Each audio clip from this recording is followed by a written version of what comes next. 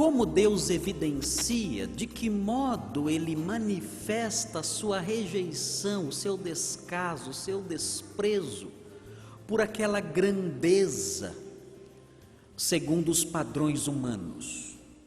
Lembrem-se, nós estamos dizendo aqui, lembrem-se que o primeiro problema tratado pelo apóstolo Paulo em 1 Coríntios é o das divisões procedentes da admiração imatura e carnal devotada a homens.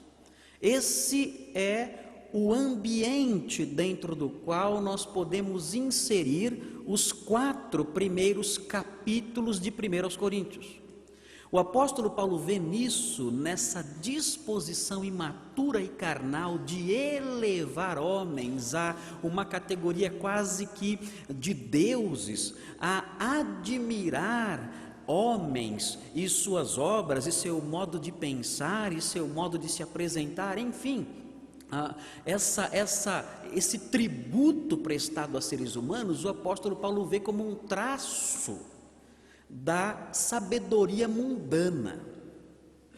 E é por isso que ele trata sobre a sabedoria do mundo, a grandeza segundo os padrões do mundo nesses capítulos, porque ele vê nos coríntios um traço disso. Os coríntios tinham vários problemas, isso não era o único deles, mas um desses problemas que preocupou muito o apóstolo Paulo era essa mentalidade.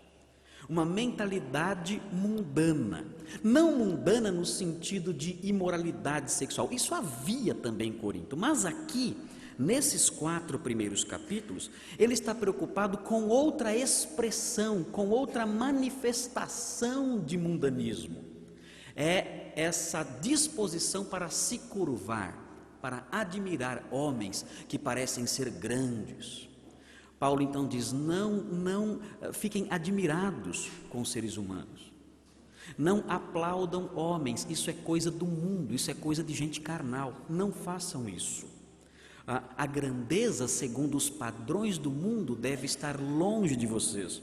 Se vocês olharem o capítulo 3, 1 Coríntios está aí na tela, você pode ver, 1 Coríntios no capítulo 3, veja, os 4 primeiros versículos, diz assim, observe, depois nós voltamos para o primeiro capítulo, diz assim, irmãos, não lhes pude falar como a espirituais, mas como a carnais, como a crianças em Cristo, dei-lhes leite e não alimento sólido, pois vocês não estavam em condições de recebê-lo. De fato, vocês ainda não estão em condições, porque ainda são carnais. E agora ele vai dizer por que eles são carnais. Porque visto que há inveja e divisão entre vocês, não estão sendo carnais e agindo como mundanos, pois quando alguém diz, eu sou de Paulo, e outro, eu sou de Apolo, não estão sendo mundanos? O apóstolo Paulo vê isso naquela igreja, essa tendência de valorizar a grandeza segundo os padrões humanos. Nós vamos ver como Deus revela o seu desprezo por esse tipo de grandeza, essa grandeza entre aspas. Veja aí a mensagem central de hoje. O núcleo aqui do nosso estudo. A igreja, preste muita atenção nisso, porque os jovens, geralmente, conheço muitos assim, eu mesmo tive essa postura durante algum tempo, os jovens têm uma postura muitas vezes negativa em relação à igreja. E isso acontece porque eles não entendem a teologia bíblica da igreja, a teologia bíblica apresentada no Novo Testamento. E se eles não entendem isso, não poderão de fato se conformar, admitir, conviver com certas fraquezas da igreja. Então quero ajudá-los a ter uma visão correta da igreja, para que vocês não a desprezem. Veja que curioso, a igreja é a prova do desprezo de Deus pela grandeza segundo os padrões humanos. Como é que eu posso perceber que Deus despreza a sabedoria humana, a glória humana, a grandeza humana, o aplauso humano. Como é que eu posso perceber, descobrir isso na realidade ao meu redor? Para onde eu devo olhar? E olhando para esse lugar ou para esse algo, descobrir que Deus realmente despreza a sabedoria, a grandeza e a glória segundo os padrões humanos. Olhe para a sua igreja, a igreja em que você está. Aquela igreja é ela mesma, ela mesma. É ali, é olhando para a sua igreja, a igreja em que Deus colocou você, que você perceberá, que você descobrirá a evidência, a prova de que Deus despreza a grandeza segundo os padrões humanos. Nós vamos ver então 3 fatos acerca da igreja. Essa figura é uma figura de Corinto, aquela montanha lá atrás é o Acrocorinto, onde havia o templo da deusa Afrodite, que era cultuada através da prostituição cultural.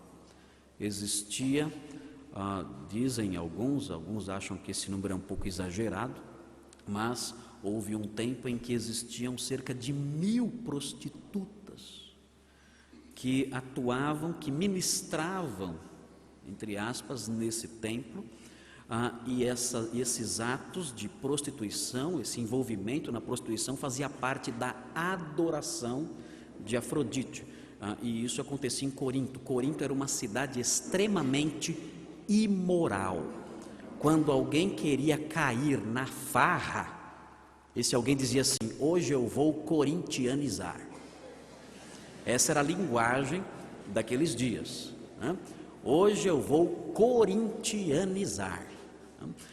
Isso fazia parte do vocabulário ali do povão da época lá. E chamar uma mulher de coríntia, dizer, você é uma corintiana, tudo bem, mas você dizer aquela mulher é uma mulher coríntia, isso significava que aquela mulher tinha padrões morais muito baixos. Muito bem, vamos então ver 3 fatos sobre a igreja. Você vai acompanhar aí na sua Bíblia o primeiro deles. Veja aí, veja se não é verdade isso. A igreja tem poucas pessoas ilustres. Quantos governadores estão na sua igreja? Quantos doutores? Quantos personagens realmente ilustres? Quantas celebridades fazem parte da sua igreja e são membros da sua igreja? Talvez haja na sua igreja 1 ou 2 ou 3, mas são poucos. E por que são poucos? Será que Deus não tem poder para salvar as pessoas célebres? Será que elas são inteligentes demais para a fé cristã? Quando eu estava fazendo a faculdade de Direito, um moço se desviou. Ele está fazendo faculdade também, e ele se desviou da igreja, não ia mais na igreja. E perguntamos a ele: por que você não vai mais na igreja? Ele disse que eu comecei a estudar Direito e a minha mente abriu. E abriu tanto que o cérebro caiu. Não tinha mais cérebro, né? E se tornou um grande tolo. O comportamento dele, o jeito dele andar, o jeito dele vestir, o jeito dele falar, as brincadeiras, virou um grande bobão. Outro dia eu estava olhando, até a orelha dele acho que cresceu um pouco assim, meio maior a orelha dele.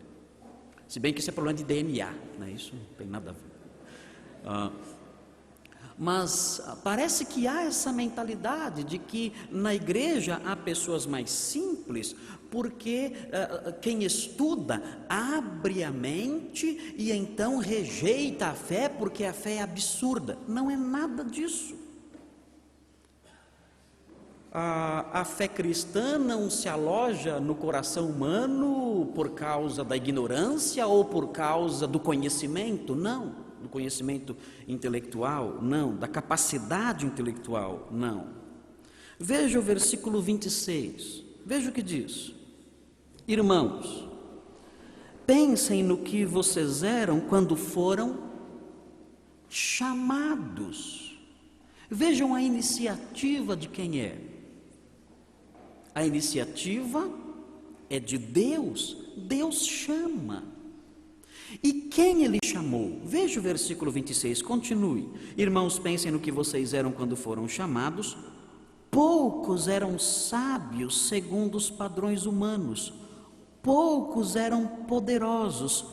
Poucos eram de nobre nascimento. Deus decidiu chamar, na sua grande maioria, para compor a grande maioria da sua igreja, pessoas que não são sábias segundo os padrões humanos, pessoas que não são de nobre nascimento segundo os padrões humanos, pessoas que não são poderosas segundo os padrões humanos. Você não deve desprezar a sua igreja por causa dessas coisas.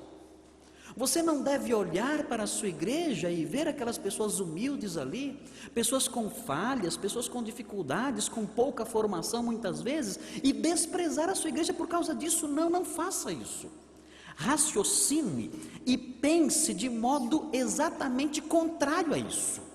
E diga: eu estou numa igreja e esta igreja é dessa forma porque Deus quer, através dessas pessoas, mostrar o quanto Ele despreza a grandeza segundo os padrões humanos.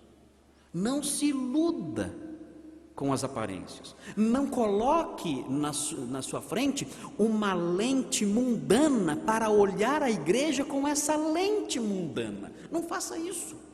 Se você olhar para a igreja com uma lente mundana, com os padrões humanos e carnais de grandeza, se você fizer isso, você vai desprezar a igreja. Faça o contrário. Veja na igreja a maior demonstração de que Deus zomba da sabedoria e da glória humanas. Vamos ver um segundo fato sobre a igreja, sobre a sua igreja, que demonstra o quanto Deus despreza a grandeza segundo os padrões humanos. Veja aí, a igreja confunde as pessoas ilustres. Vamos olhar o texto, diz assim, versículos 27 a 29. Observe, diz assim: mas Deus escolheu, mais uma vez a iniciativa é dele, não é a pessoa que escolhe a princípio, é Deus que está no início da conversão de alguém. Diz assim: mas Deus escolheu o que para o mundo é loucura, para envergonhar os sábios, e escolheu o que para o mundo é fraqueza, para envergonhar o que é forte. Ele escolheu o que para o mundo é insignificante, desprezado, e o que nada é, para reduzir a nada o que é, a fim de que ninguém se vanglorie diante dele. A sua igreja não é assim? As pessoas que estão lá não são assim? Não são pessoas simples, desprezadas, que nada são? Deus escolheu essas pessoas para confundir, para reduzir a nada aqueles que aos olhos do mundo parecem ser alguma coisa. Veja aí, através da louca e fraca igreja, Deus envergonha os sábios e fortes. Essa porca que eu coloquei aí é uma porca que simboliza a sabedoria humana. Parece ser muita coisa com esse colar de diamantes, né? Mas na verdade não passa de uma porca, nada além disso, né?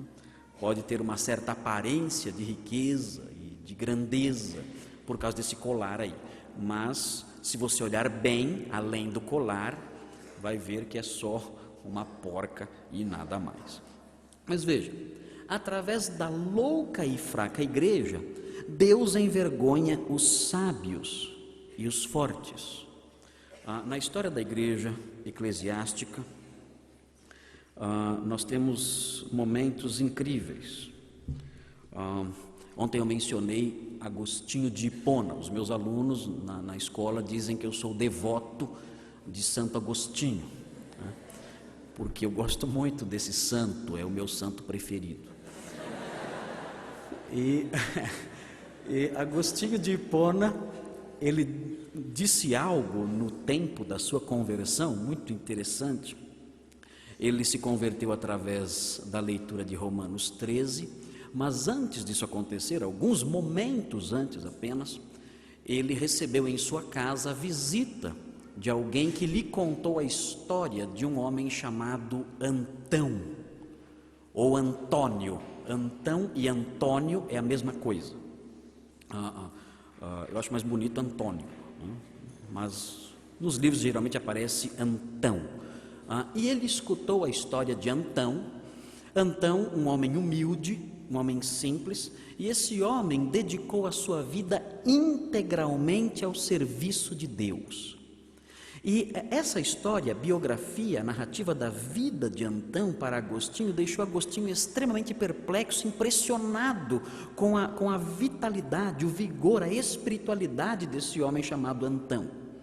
E ele então saiu da sua casa, foi até o jardim, sentou-se debaixo de uma figueira ali no jardim e começou a chorar.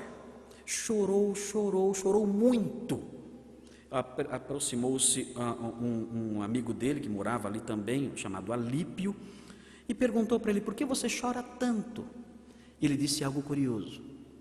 Ele disse assim: Alípio, nós somos intelectuais, nós somos doutores, nós somos sábios, nós construímos aqui o nosso castelo de grandeza intelectual, nós somos os maiorais.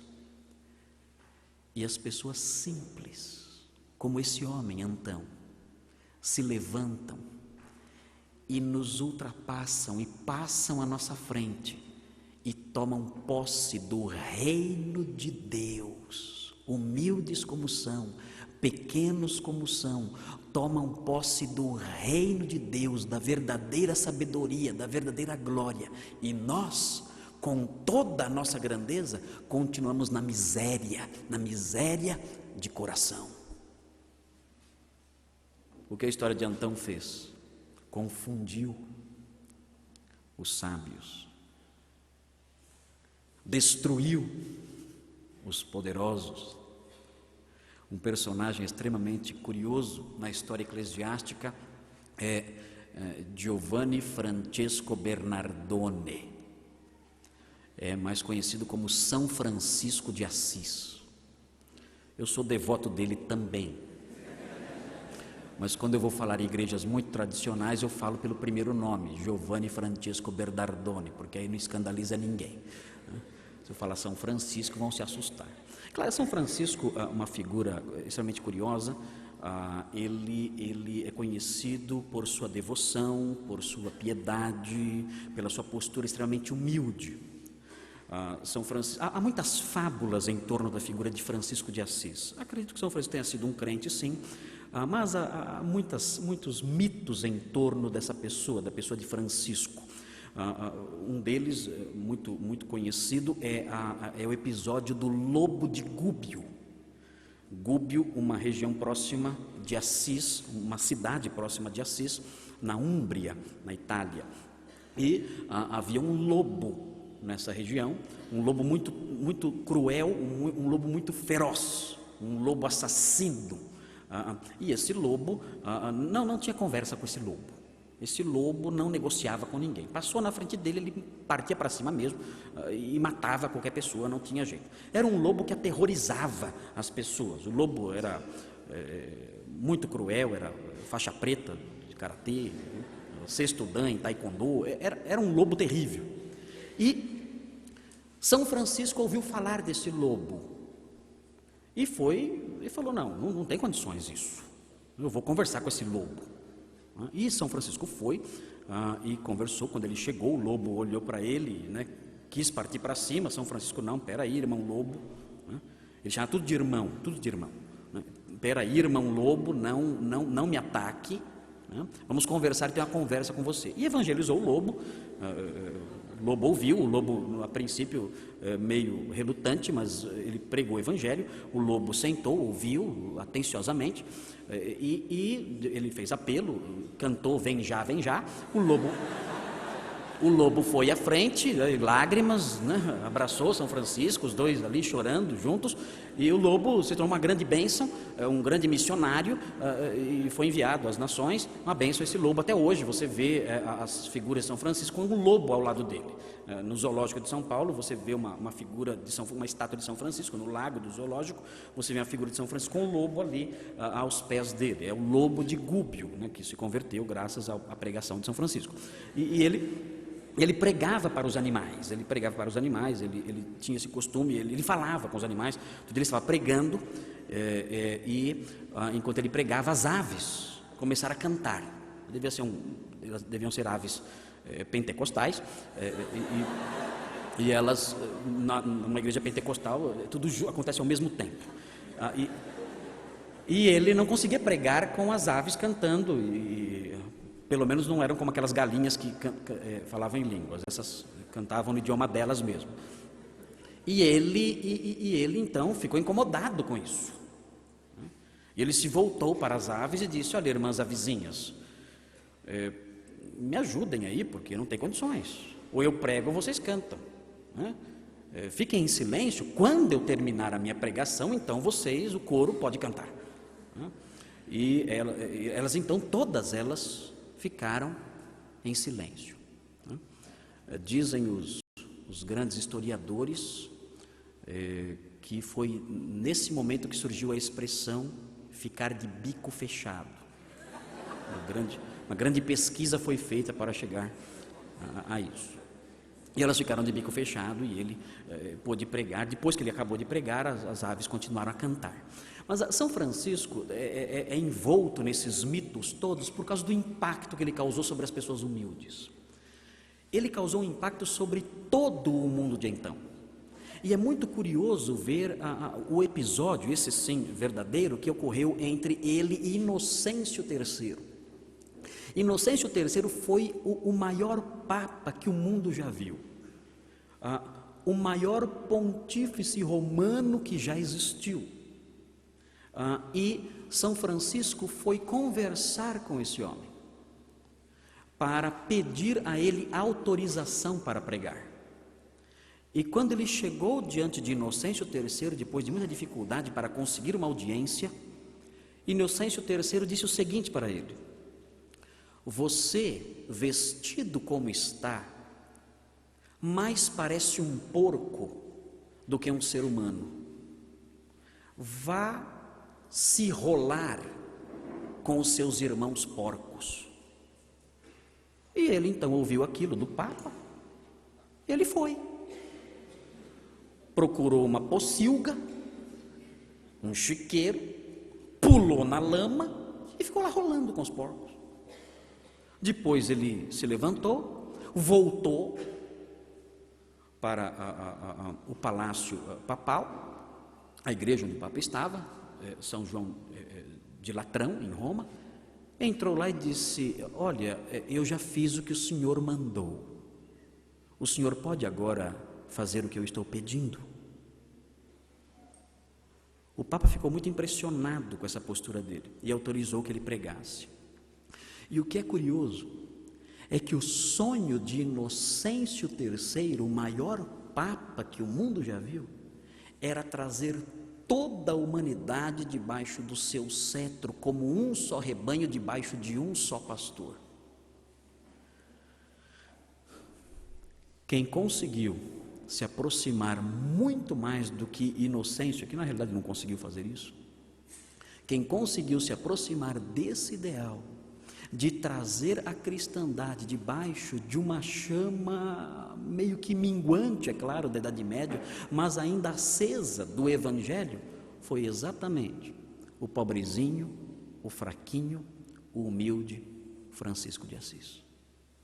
Através da sua pregação nas estradas poeirentas, ele conseguiu manter acesa a verdade, algumas verdades cruciais do Evangelho, num tempo em que a ignorância bíblica era total, era quase que absoluta, nas ruas e nas estradas, nos vilarejos, onde as pessoas não sabiam nada sobre a palavra de Deus, ele levava ali um pedacinho dela para as pessoas. Deus usa os humildes para confundir os poderosos. Nós vemos aqui também nesse slide, através da insignificante e desprezada igreja, Deus reduz a nada os poderosos. Deus é irônico nesse aspecto. Na história da igreja nós temos uma figura curiosa, o nome dele é Policarpo de Esmirna. Policarpo de Esmirna.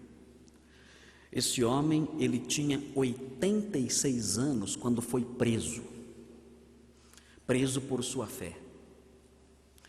E trazido diante do magistrado romano, o magistrado romano tentou destruir a fidelidade de Policarpo antes de destruir sua vida. Ele não queria criar um mártir, ele queria criar um apóstata. Porque os mártires despertam a curiosidade das pessoas que acabam por abraçar a fé do mártir. O Império Romano descobriu isso. Tertuliano de Cartago disse: o sangue dos mártires é semente. Quando o sangue dos mártires cai no solo, ele produz mais cristãos. Os imperadores romanos descobriram isso também, que não era um bom negócio produzir mártires. Então tentaram dissuadir Policarpo para que Policarpo abandonasse a fé. E o magistrado romano disse o seguinte a Policarpo: Policarpo, abandone a sua fé e negue a Cristo agora. Tenha piedade dos seus 86 anos. Policarpo respondeu: eu sigo ao meu mestre há 86 anos, o que você pede para eu fazer é simplesmente impossível para mim, eu não posso fazer isso. Isso está além das possibilidades do meu coração, eu não posso realizar isso. O magistrado insistiu dizendo: abandona isso, adora César, que mal há em queimar incenso a César e dizer algumas palavras de adoração, faça isso agora.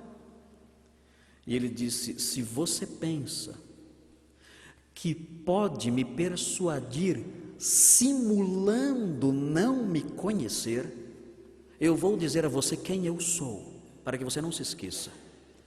Eu sou cristão, e para nós cristãos é impossível uma conversão para pior.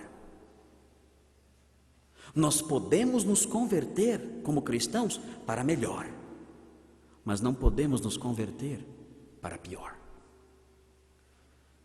O magistrado irritado disse: eu tenho feras. Policarpo respondeu: pode trazê-las. Ele disse: Policarpo, eu tenho fogo, eu vou queimar você vivo.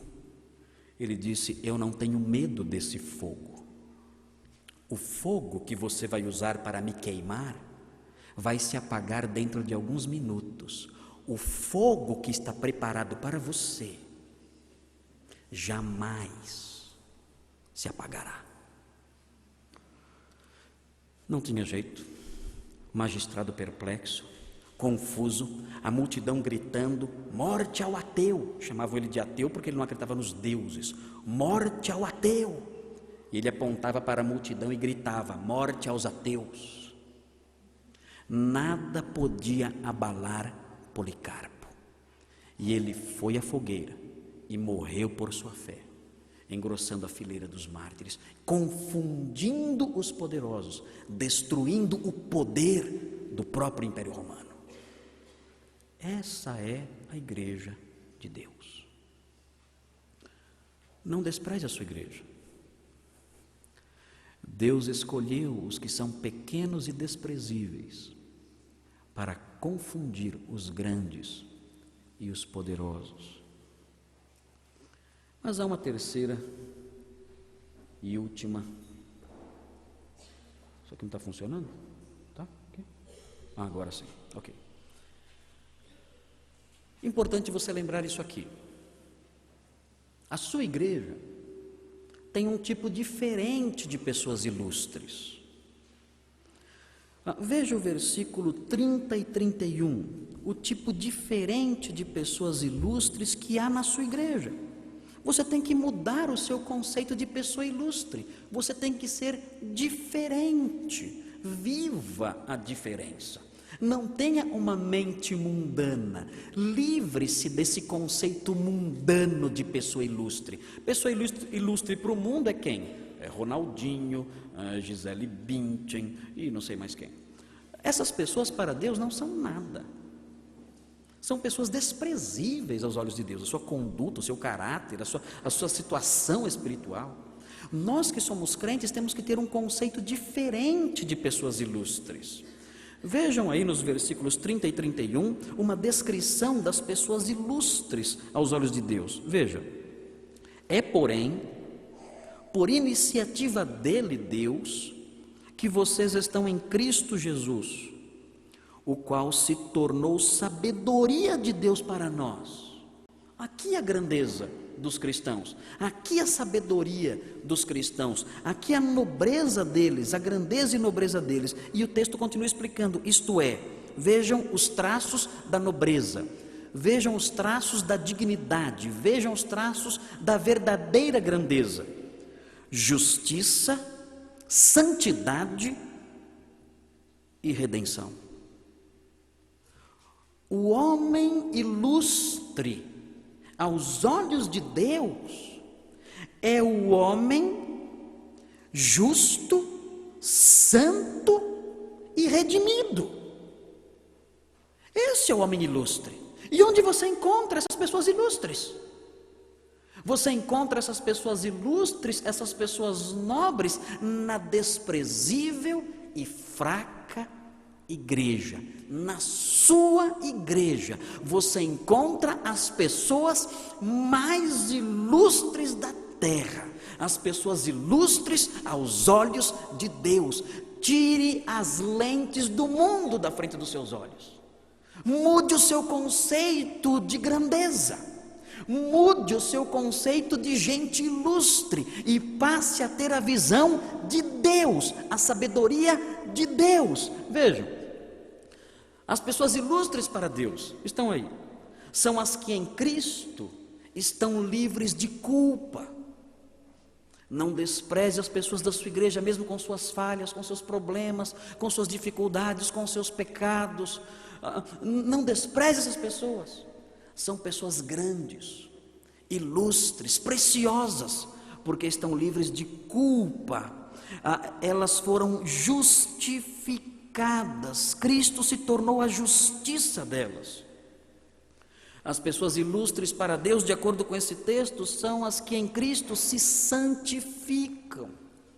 Há uma obra do Espírito sendo realizada nas pessoas da sua igreja, em você e nas pessoas da sua igreja, e isso as torna ilustres aos olhos de Deus. Elas são alvo da obra, do trabalho de Deus nelas. E finalmente aqui nesse slide ainda, são as pessoas que em Cristo foram libertas, redimidas. Cristo é para elas justiça, santificação e redenção.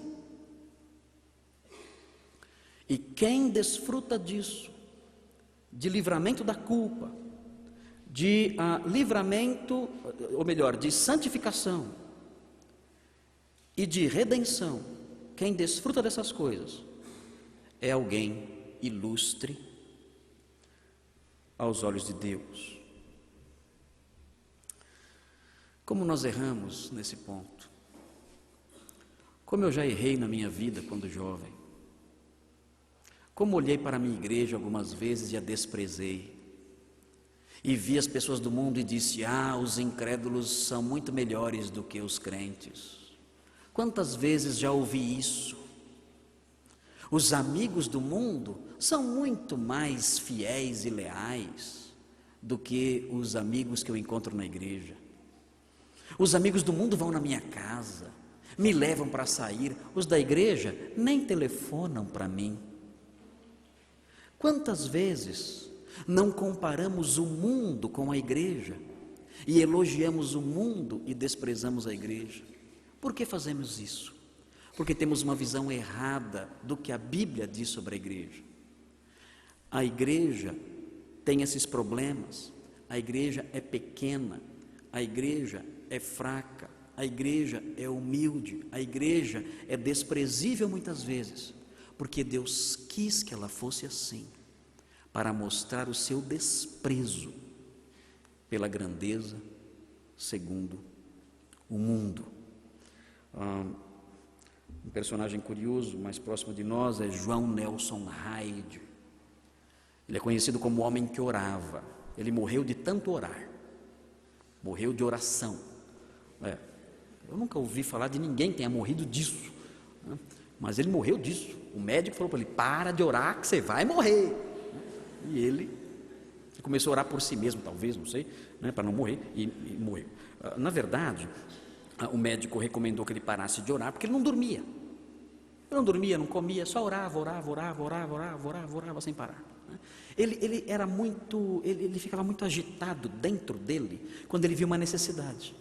Suponhamos que ele soubesse desse congresso aqui, congresso de jovens, abrangendo pessoas de várias partes do Brasil, jovens de vários lugares do Brasil. Esse homem perdia o apetite, perdia o sono, ele gastava a semana inteira orando sem parar. Isso começou a afetar a sua saúde. Errado, pare, procure equilibrar um pouco, mas ele não conseguia. Muita preocupação, muito envolvimento de coração nos interesses do reino. O que ele fez então? Ele se afastou um pouquinho. O médico falou assim: olha, vá para um lugar mais isolado e lá você vai ficar longe, né, das suas preocupações, das suas ansiedades, e você pode recuperar um pouco mais a sua saúde. Ele chegou numa cidade do interior. Na cidade do interior, ele soube que ia ter um congresso evangelístico na igreja ali da cidade. Foi a gota d'água. Orou tanto, que adoeceu, fraco, e morreu de oração. Mas esse homem, o João Nelson Hyde, ele uma vez estava orando pela igreja dele,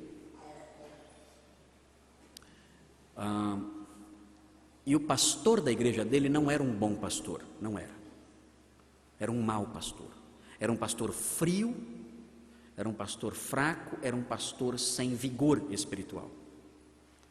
E enquanto ele orava por sua igreja, ele foi mencionar o pastor dele em sua oração.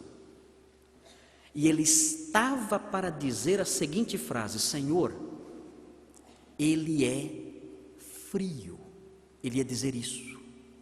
Quando ele estava prestes a dizer isso, ele ouviu como que a voz de Deus no seu coração dizendo assim: não toque nele, ele é meu, não toque nesse homem, esse homem é meu filho, ele é meu servo, eu o redimi, eu o justifiquei, eu o santifiquei, ele é precioso para mim, não toque nesse homem. Ele então parou e começou a louvar a Deus por aquele pastor. E Deus realizou uma obra maravilhosa na vida daquele pastor. E houve um despertamento na vida daquele pastor.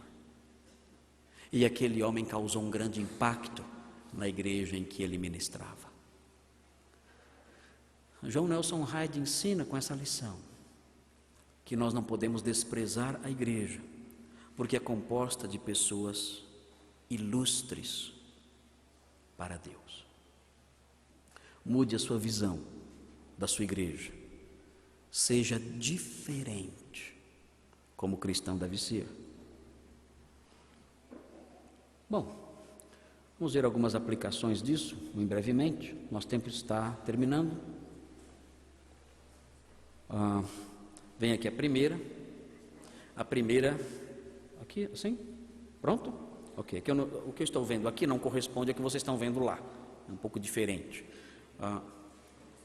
Oi? Ok, primeiro, ok. Então vem aqui, algo bem prático para você, já estamos terminando. Não despreze a igreja, ela é humilde porque Deus decidiu que fosse assim. Não despreze. Lembre-se de uma coisa, há pessoas que dizem assim: olha, eu não dou certo com a igreja, estou cansado de igreja, é difícil, é um problema sério, eu vou ser crente na minha casa. Isso não existe, isso é mentira. Não há essa dimensão de vida espiritual exclusivamente doméstica ou exclusivamente individual. Preste muita atenção nisso, por favor, porque as pessoas confundem essas coisas. A vida cristã tem duas dimensões de espiritualidade. A primeira é individual, claro, nós temos que ter a nossa vida com Deus, mas a segunda, tão importante, talvez até mais importante do que a primeira, é a dimensão coletiva vivida na igreja. Eu vou falar um versículo, vocês completem. Se andarmos na luz, como Ele na luz está, como é que termina?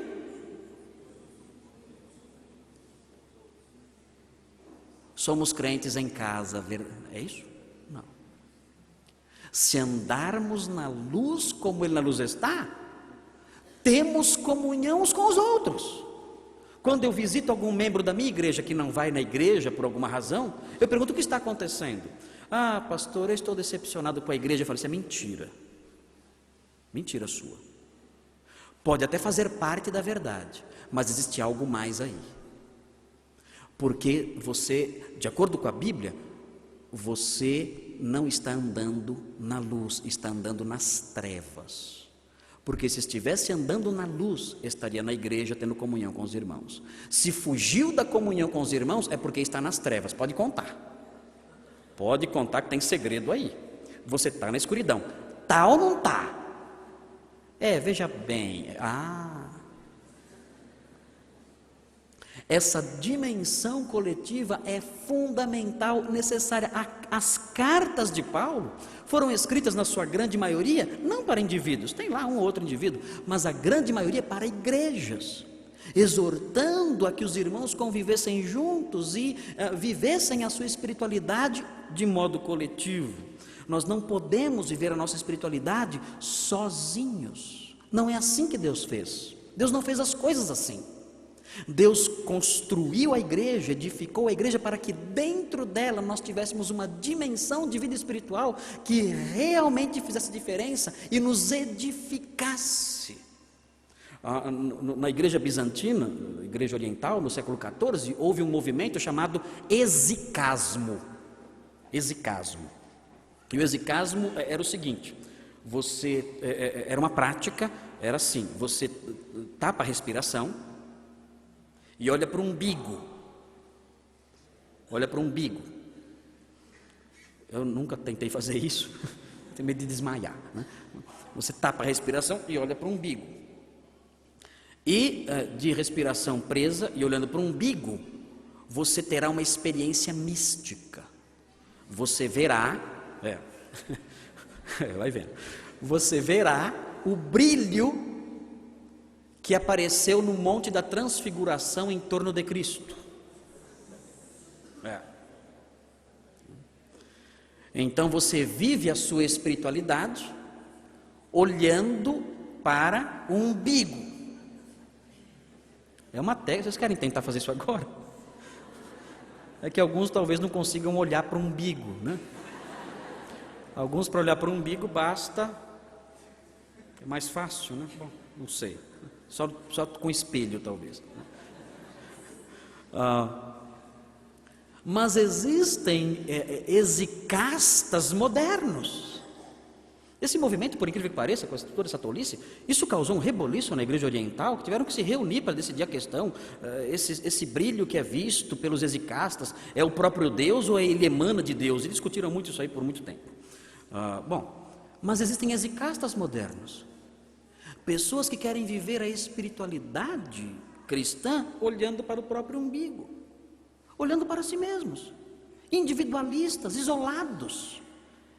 Esse tipo de vida cristã é falso, é mentiroso.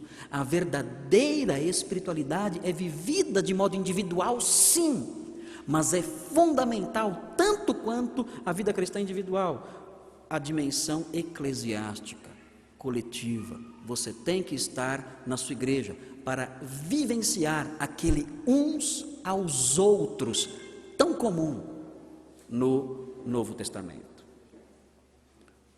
Muito bem, uma vez um homem me procurou e falou assim para mim: Pastor Marcos, é um homem que lê a Bíblia, ora, mas não vai na igreja, ele é do diabo? Eu falei: não, ele é o diabo. E era ele. Eu vi os dentinhos assim. Era ele. Ele é o diabo? É. Ele é o diabo. Porque o diabo é assim.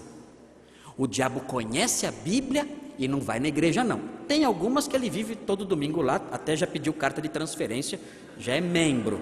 Mas na igreja verdadeira, ele não vai não. Onde habita o Espírito de Deus ali, atuando ali, não tem espaço para ele não. Se você conhece uma pessoa que é desse jeito, conhece a Bíblia e não vai na igreja, tenha certeza, é o próprio diabo. Muito bem, outro item aqui de aplicação. Lembre-se, aqui, pronto, lembre-se de que a pequenez e fraqueza da igreja são instrumentos de Deus para humilhar os poderosos. Como Deus gosta de usar o que é fraco, o que é pobre, o que é desprezível, para realizar grandes feitos. Você quer ver o maior exemplo do uso de Deus, do que é desprezível, do que é vergonha, do que é miséria? Você quer ver o maior exemplo do uso de Deus disso para realizar uma grande obra? Olhe para o Calvário, olhe para a cruz. O que você vê na cruz? Glória, grandeza, um grande trono sobre o Monte Calvário? É isso que você vê? Não. Na cruz você vê miséria, vergonha, desprezo, sofrimento, pequenez, dor. É isso que você vê na cruz, solidão. Mas Deus usa a miséria, a dor, o desprezo. Deus usa para realizar a sua grande obra na história humana. E aqui, algo importante. Foi? Pare de buscar, isso aqui é muito próprio para os jovens, pare de buscar o reconhecimento do mundo. Desista dessa grande tolice, de querer impressionar, de querer ser ilustre aos olhos do mundo. Desista disso, isso é uma grande estupidez, é uma visão mundana das coisas. Em vez disso, orgulhe-se, entre aspas, pelo fato de estar em Cristo e ser ilustre aos olhos de Deus. O versículo 31 de 1 aos Coríntios diz: para que, como está escrito, quem se gloriar, glorie-se no Senhor. Desista desse ideal de ser aplaudido, famoso, rico. É claro que o jovem tem que se empenhar profissionalmente, É claro que o jovem tem que se dedicar aos seus estudos. É claro que o jovem tem que trabalhar para ter uma vida produtiva, que seja útil, mais útil para o reino e para as realizações que nós temos que fazer e perseguir em prol do reino, é claro. Mas há jovens que fazem disso o seu Deus, da riqueza, da fama, da glória, do sucesso. Esqueça isso. Desista da tolice da sua própria grandeza e orgulhe-se por conhecer a Deus, porque é nisso que consiste a nossa grandeza, é nisso que consiste a nossa glória. É por isso que somos ilustres, porque fomos justificados, porque fomos santificados, porque fomos redimidos. É aí que está a nossa grandeza. Há jovens que têm problemas de autoaceitação, não se conformam com o fato de serem baixos, ou gordos, ou feios. Aqui quase não tem nenhum feio, mas pode acontecer de alguém. A sua grandeza não está nisso, a sua dignidade não está nisso. Quando eu era adolescente, eu não me conformava com a minha orelha, com as minhas orelhas. Achava que elas eram muito abertas. E vejam só que absurdo, são orelhas lindas, mas eu achava que elas eram muito abertas.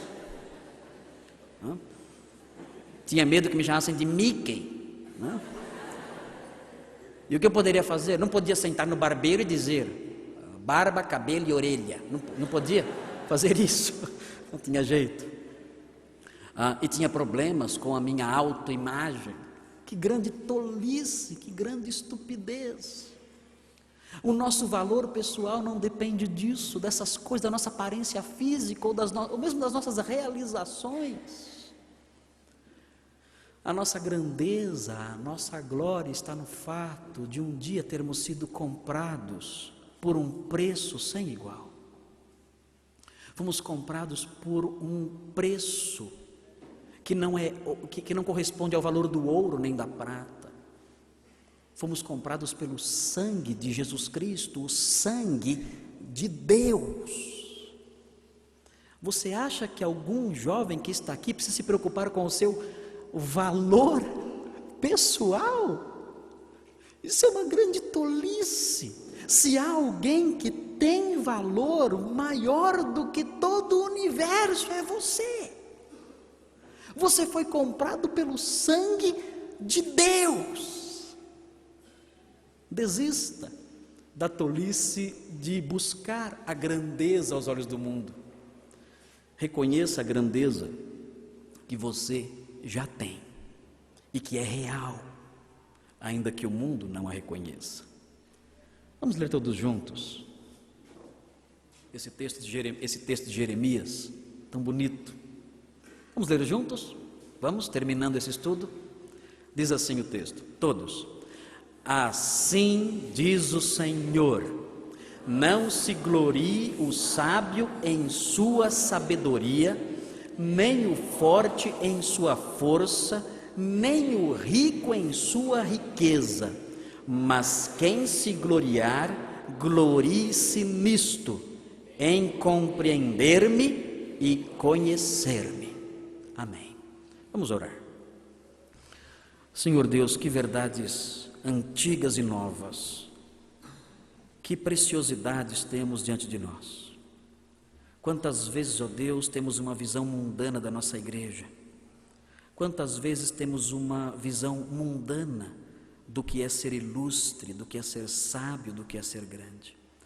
Senhor, apaga essas noções mundanas de nós, tire isso de nós e dá-nos uma mente transformada, dá-nos uma mente nova, dá-nos uma mente mergulhada nos conceitos do Senhor, não nos conceitos do mundo, para que não sejamos carnais, sejamos realmente espirituais. Que essas coisas, ó Deus, penetrem no coração de todos os jovens aqui, e eles assim, dessa forma, munidos dessas coisas, de fato façam a diferença. Em nome de Jesus pedimos. Amém. Obrigado, queridos.